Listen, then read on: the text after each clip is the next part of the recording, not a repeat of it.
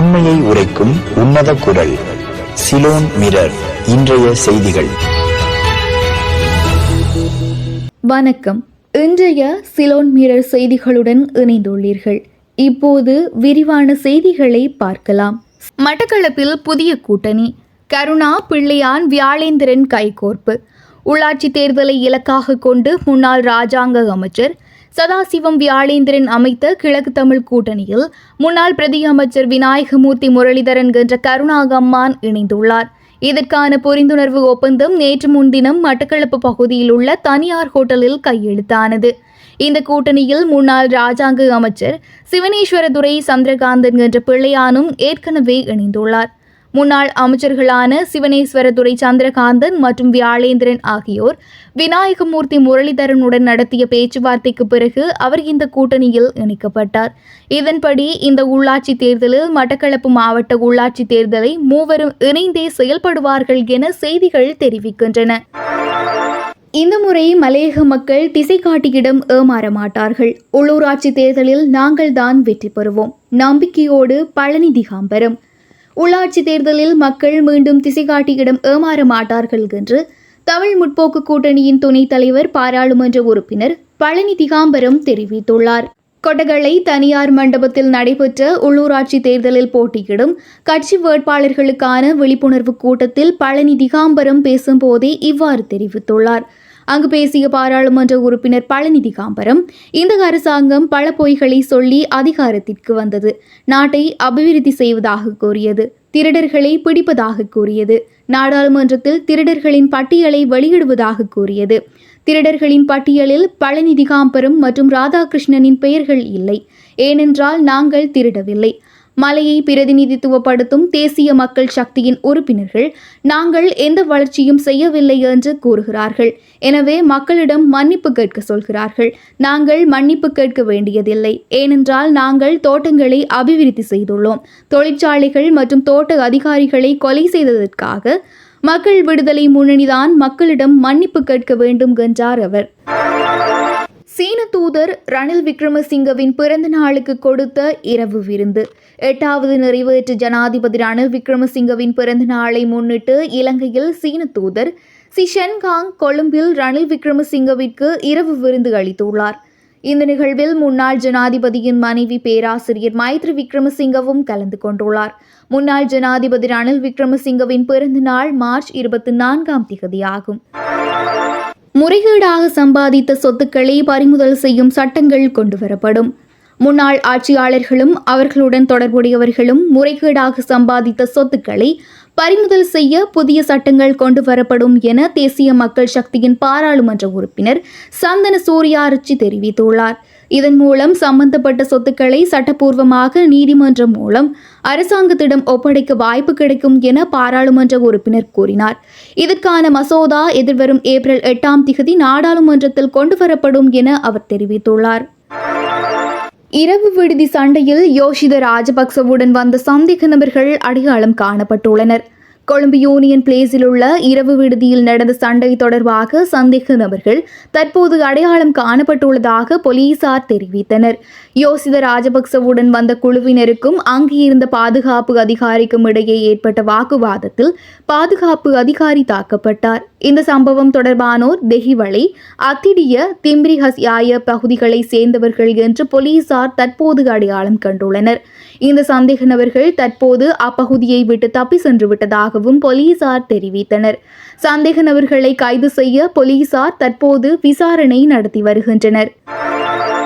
மருத்துவர்களின் கூடுதல் பணிகளுக்கான கொடுப்பனவுகள் தொடர்பான பிரச்சினைக்கு இந்த வரவு செலவு திட்டத்தில் சாதகமான தீர்வு கிடைத்ததாக அரசாங்க மருத்துவ அதிகாரிகள் சங்கத்தின் செய்தி தொடர்பாளர் மருத்துவர் சமில் விஜயசிங்க தெரிவித்தார்.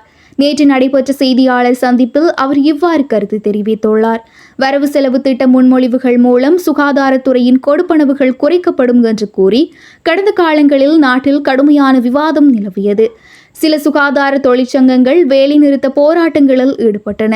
மேலும் அதிகாரிகள் சாதகமான பதிலை எதிர்பார்த்து பேச்சுவார்த்தைகளை நடத்தினர்.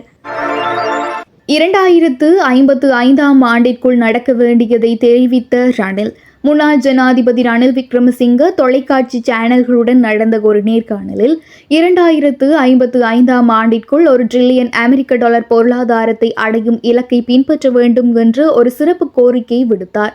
ரணில் விக்ரமசிங்க அங்கு பேசுகையில், இந்திய பெருங்கடலை மையமாக கொண்டு ஆசியாவை நோக்கி ஒரு உலகளாவிய சக்தி மாற்றம் நடந்து கொண்டிருப்பதாகவும் இலங்கை அதை பயன்படுத்திக் கொள்ள வேண்டும் என்றும் கூறினார். நேர்காணலில் தொடர்ந்து கருத்து தெரிவித்த முன்னாள் ஜனாதிபதி, இலங்கையின் பொருளாதாரம் தற்போதைய பலவீனமான நிலையில் இருந்து வெளியேற வேண்டுமானால் இந்திய பொருளாதாரத்துடன் ஒருங்கிணைப்பு மற்றும் ஒத்துழைப்பு முன்னுரிமையாக இருக்க வேண்டும். எனது 2022 தொடக்கம் 2024 பதவிக்காலத்தில் புதுப்பிக்கத்தக்க எரிசக்தி, விவசாயம் மற்றும் இணைப்பு போன்ற துறைகள் உட்பட தென்னிந்தியாவில் கவனம் செலுத்தி இந்தியாவுடன் பொருளாதார ஒத்துழைப்பிற்கான பல வழிகளை ஆராய்ந்தேன். மன்னாரில் உள்ள அதானி நிறுவனத்தின் புதுப்பிக்கத்தக்க எரிசக்தி திட்டத்தை அரசாங்கம் தொடர தவறியது குறித்து வருந்துகின்றேன். தற்போதுள்ள திட்டம் குறித்து பேச்சுவார்த்தை நடத்த மாலிமா அரசாங்கம் எடுக்கும் முயற்சிக்கு பின்னால் உள்ள நியாயம் என்ன? இது எதிர்கால பெரிய அளவிலான முதலீட்டு திட்டங்களுக்கு தடையாக இருக்கும். இது குறித்து எனது கவலையை வெளிப்படுத்துகிறேன். எனது அரசாங்கம் அறிமுகப்படுத்திய கொள்கைகளை அரசாங்கம் தொடர வேண்டும் என்று கேட்டுக்கொள்கின்றேன். மேலும் இலங்கைக்கு IMF திட்டம் மட்டும்தான் ஒரே தீர்வாக என்று கேள்வி எழுப்பப்பட்ட போது சர்வதேச கடன் பத்திரதாரர்கள் மற்றும் இருதரப்பு கடன் வழங்குனர்களுடன் கடனை வெற்றிகரமாக மறுசீரமைக்கும் திறன் IMF உறுதியின் மீது உள்ளது என முன்னாள் ஜனாதிபதி ரணில் விக்ரமசிங்க கூறினார். பொரளையில் விந்தணு வங்கி திறப்பு, நன்கொடையாளர்களுக்கு வாய்ப்பு. கொழும்பு காசல் மருத்துவமனையில் விந்தணு வங்கி தொடங்கப்பட்டுள்ளது. இலங்கையில் மருத்துவமனையில் தொடங்கப்பட்ட முதல் விந்தணு வங்கி இதுவாகும் என மருத்துவமனை இயக்குனர் தெரிவித்துள்ளார். இதன் மூலம் குழந்தை இல்லாத பெண்களுக்கும் குழந்தை பெற்றுக்கொள்ளும் வாய்ப்பு உள்ளது. இது மிகவும் ரகசியமாகவும் தனிப்பட்டதாகவும் செய்ய ஏற்பாடு செய்யப்பட்டுள்ளது. விந்தணு தானம் செய்ய விரும்பும் நபர்கள் சில சோதனைகளுக்கு உட்படுத்தப்பட வேண்டும். மேலும் விந்தணு தானம் செய்தவர் யார் என்பது யாருக்கும் தெரிய வாய்ப்பில்லை. பெரும் அறுவடை முடிவடைகிறது.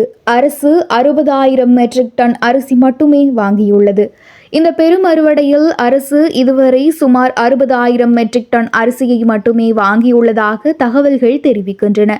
இந்த அறுவடையில் நாட்டின் மொத்த அரிசி உற்பத்தி 2.4 மில்லியன் மெட்ரிக் டன்களாகும். இந்த அறுவடைக்கு தேவையான அரிசியை வாங்க அரசு 5 பில்லியன் ரூபாய் ஒதுக்கியிருந்தது. அரிசி வாங்குவதற்காக நாடு முழுவதும் பல அரிசி சேமிப்பு கிடங்குகள் தயார் நிலையில் இருந்தன. இந்த முறை 3 லட்சம் மெட்ரிக் டன் அரிசியை வாங்க அரசு எதிர்பார்த்தது. தற்போது பெரும் அறுவடையில் சுமார் 85% அறுவடை முடிந்துள்ளது. ரூபாய் 350 ஊசிக்கு ரூபாய் 76,500. மருத்துவத்துறையில் நடக்கும் பகல் கொள்ளை. இதய நோயாளிகளுக்கு தேவையான பாப்பாவெரின் ஹைட்ரோகுளோரைடு ஊசி மருந்தின் இலங்கையில் பதிவு செய்யப்பட்ட ஒரே உள்ளூர் சப்ளையர் ஏஜென்ட் நிறுவனமான ஏடன் இன்டர்நேஷனல் லிமிடெட் நிறுவனம் சர்வதேச சந்தைகள் ரூபாய் 300 முதல் 350 வரை விலை கொண்ட ஊசி கேப்சியூலை 4வது முறையாக ரூபாய் 50,000க்கு அருகில் ஏலம் கோரியுள்ளது. இந்தியா தயாரித்த ஜெனரிக் மருந்தாக 10 ஊசி கேப்சியூல்களை 75 இந்திய ரூபாய்க்கு வாங்கலாம் என்று இதய நோய் நிபுணர்கள் சங்கம் சுட்டிக்காட்டியுள்ளது. குறிப்பாக ஏடன் இன்டர்நேஷனல் நிறுவனம் இந்தியாவில் உள்ள மெர்க்குரி லேபரேட்டரிஸ் லிமிடெட் நிறுவனத்தின் தயாரிப்பான ஊசி கேப்சியூலுக்கு இந்த அதிக விலையை கோரியுள்ளது. சுகாதார அமைச்சகத்தின் தொழில்நுட்ப மதிப்பீட்டு குழு அதிக விலையை கோரியதால் கடந்த ஆண்டில் 3 ஏலங்களை நிராகரித்த பிறகு ஏடன் இன்டர்நேஷனல் லிமிடெட் 4வது முறையாக ஒரு கேப்சியூலுக்கு ரூபாய் 50,000க்கு அருகில் ஏலம் கோரியுள்ளது. தனியார் துறையில் பாப்பாவெரின் ஹைட்ரோகுளோரைடு ஊசி குப்பியை வாங்கினால் அதன் விலை ரூபாய் 300க்கு மேல் இருக்காது. பதிவு செய்யப்பட்ட ஒரே சப்ளையர் என்ற முறையில் ஏடன் இன்டர்நேஷனல் லிமிடெட் நிறுவனம் 2018 முதல் அரசாங்கத்திற்கு ஒரு ஊசி குப்பியை ரூபாய் 34,000 முதல் ரூபாய் 76,500 வரை விற்பனை செய்துள்ளது. 100 ஆண்டு பழமையான கணித புதிரை தீர்த்த இந்திய மாணவி. அமெரிக்காவின் பென்சில்வேனியா மாநில பல்கலைக்கழகத்தில் இந்திய வம்சாவளியை சேர்ந்த மாணவி ஒருவர் ஒரு 100 ஆண்டு பழமையான கணித புதிரை தீர்த்துள்ளார் என்று செய்திகள் கூறுகின்றன. தற்போது விண்வெளி பொறியியலில் முதுகலை பட்டம் படித்து வரும் திவ்யா தியாகி என்ற மாணவி அந்த புதிரை பயன்படுத்த எளிய வடிவத்திற்கு மறுவடிவமைத்துள்ளார். அசல் ஆசிரியர் மற்றும் பிரிட்டிஷ் ஏரோடைனமிசிஸ்ட் ஹெர்மன் குளோவர்ட் கூட கவனிக்காத காற்று விசையாழி வடிவமைப்பில் புதிய வழிகளை அவரது பங்களிப்பு திறந்துள்ளது என்று இந்திய ஊடகங்கள் தெரிவிக்கின்றன. தியாகி தனது கல்லூரி ஆய்வறிக்கைக்கான புதிரில் வேலை செய்ய தொடங்கினார்.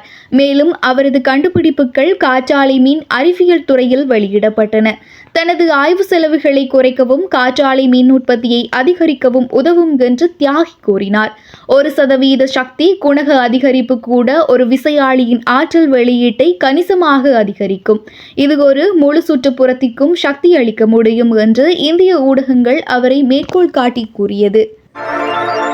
ஜோ பைடன், கமலா ஹாரிஸ் மற்றும் பிற உயர்மட்ட ஜனநாயக கட்சியினருக்கு அரசு தகவல்களை அணுக ட்ரம்பினால் தடை. அமெரிக்க ஜனாதிபதி Donald Trump, Joe Biden, Kamala Harris மற்றும் பிற உயர்மட்ட ஜனநாயக கட்சியினர் அரசு தகவல்களை அணுகுவதை கட்டுப்படுத்த புதிய நடவடிக்கை எடுத்துள்ளதாக தகவல்கள் தெரிவிக்கின்றன. இந்த தகவல்களுக்கான அணுகல் பொதுவாக முன்னாள் ஜனாதிபதிகள் மற்றும் சில அதிகாரிகளுக்கு அரசு சேவையில் இருந்து வெளியேறிய பிறகு கிடைக்கும் சலுகையாகும். ரகசிய தகவல்களுக்கான அணுகல் தடை செய்யப்பட்டவர்களில் முன்னாள் வெளியுறவு அமைச்சர் ஆண்டனி பிளிங்கன், முன்னாள் வயோமிங் பிரதிநிதி லிசெனி, முன்னாள் இலினாய்ஸ் பிரதிநிதி ஆடம் கிங்சிங்கர் மற்றும் மோசடி வழக்கில் ட்ரம்ப் மீது வழக்கு தொடர்ந்த நியூயார்க் அட்டர்னி ஜெனரல் லெட்டிடியா ஜேம்ஸ் மற்றும் பைடனின் முழு குடும்பத்தினரும் அடங்குவர். 2021 ஆண்டில் டொனால்ட் ட்ரம்பின் ஒழுக்கற்ற நடத்தை காரணமாக முன்னாள் ஜனாதிபதி ஜோ பைடன் ரகசிய ஆவணங்களுக்கான அணுகலை தடை செய்திருந்தார். ஹீத்ரோ விமான நிலைய மூடல் குறித்து ஆராய விசாரணைக்கு உத்தரவிட்டது பிரிட்டன். பிரிட்டிஷ் தலைநகர் லண்டனில் உள்ள மூடப்பட்ட ஹீத்ரோ விமான நிலையம் கடந்த மார்ச் 22 சனிக்கிழமை முழுமையாக செயல்பட தொடங்கியது. ஐரோப்பாவில் மிகவும் சுறுசுறுப்பாக இயங்கி வந்த விமான நிலையம் ஒரு நாள் முழுவதும் மூட நேர்ந்த காரணம், மின்சார தடையை விமான நிலையம் எதிர்கொண்ட விதம் ஆகியவை குறித்து விசாரிக்க உத்தரவு பிறப்பிக்கப்பட்டுள்ளது. இந்த நிலையில் பல விமான நிறுவனங்கள் மேலும் பயண தாமதம், பயண ரத்து போன்றவை நிகழக்கூடும் என எச்சரித்துள்ளன. ஹீத்ரோ விமான நிலையத்தை மையமாக பயன்படுத்தும் பிரிட்டிஷ் ஏர்வேஸ் மார்ச் 22 கிட்டத்தட்ட 90 விழுக்காடு பயணங்களை தாமதமின்றி மேற்கொண்டதாக கூறியது. மார்ச் 23 ஞாயிற்றுக்கிழமை அனைத்து பயணங்களும் தாமதமின்றி மேற்கொள்ளப்படும் என்றும் உறுதி கூறியதோடு விமானங்களும் பறக்க தொடங்கியது. இதற்கிடையே நாட்டின் முக்கியமான கட்டமைப்பு தொடர்பாக கேள்விகள் எழுப்பப்பட்டு வருகின்றன. இதனிலையில் பிரிட்டிஷ் எரிசக்தி அமைச்சு மின்சார தடை ஏற்பட்டது குறித்து விரைவில் விசாரணை நடத்துமாறு தனது தேசிய எரிசக்தி அமைப்புக்கு உத்தரவிட்டுள்ளது. ஐரோப்பிய விமான நிலையங்கள் இதுபோன்ற ஒரு பெரிய நெருக்கடி நிலையை 2010 ஆண்டு எதிர்கொண்டன. அந்த ஆண்டு ஐஸ்லாந்தில் எரிமலை வெடித்து அதன் எரிமலை சாம்பல் தூசு பரவியதால் கிட்டத்தட்ட 1,00,000 விமான பயணங்கள் ரத்து செய்யப்பட்டதை ஆகாயத்துறை வல்லுநர்கள் சுட்டிக்காட்டுகின்றனர். லடாக்கில் 2 மாவட்டங்களை உருவாக்கிய சீனா, இந்தியா எதிர்ப்பு. இந்தியாவின் லடாக் பகுதியில் சீனா சட்டவிரோதமாக ஆக்கிரமிப்பு செய்து 2 மாவட்டங்களை உருவாக்கியுள்ளதாக கூறப்படுகின்றது. சீனாவின் இந்த செயலுக்கு தூதரகம் மூலம் இந்தியா தனது எதிர்ப்பை தெரிவித்துள்ளதாக அந்நாட்டு வெளியுறவு இணையமைச்சர் கீர்த்திவர்தன் சிங் தெரிவித்துள்ளார். இந்திய நாடாளுமன்றத்தில் இது குறித்து எழுப்பப்பட்ட கேள்விக்கு எழுத்துப்பூர்வமாக பதிலளித்த போது அவர் இவ்வாறு கூறியுள்ளார். லடாக்கில் இந்திய பகுதியை இணைத்து ஹொடன் என்ற பகுதியில் 2 மாவட்டங்களை சீனா உருவாக்கியுள்ளது பற்றியும் அப்பிரச்சினையினை தீர்க்க மத்திய அரசு தூதரகம் மூலம் எடுத்த நடவடிக்கை குறித்தும் இந்திய மக்களவையில் கேள்விகள் எழுப்பப்பட்டன. அதற்கு சீனாவின் ஹொடன் பகுதியில் 2 மாவட்டங்களை அந்நாடு உருவாக்குவது குறித்து மத்திய அரசுக்கு தெரியும். இந்த மாவட்டங்களின் சில பகுதிகள் இந்தியாவின் லடாக் பகுதிக்குள் வருகின்றன. அதற்கு தூதரகம் மூலமாக இந்தியா தனது கடும் எதிர்ப்பை பதிவு செய்துள்ளது.